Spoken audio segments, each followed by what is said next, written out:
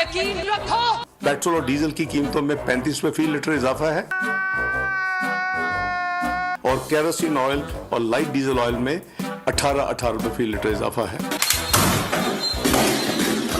इसहाकदार साहब पर यकीन रखो। ना डॉलर ऊपर जाएगा और ना रुपया नीचे आएगा। जो ट्रू वैल्यू है ये 160-70 से ज्यादा नहीं है। कुछ वक्त लगेगा। मार्केट सही डायरेक्शन में जा रही है। हर चीज रुपयों में सोचे। इसकी सही कदर जो है वो 200 से नीचे है। इसहाकदार साहब पर यकीन रखो। No! God, please, no! No! इसहाकदार साहब पर यकीन रखो। पेट्रोल और डीजल की कीमतों में 35% इजाफा है और केरोसिन ऑयल और लाइट डीजल ऑयल में 18% इजाफा है।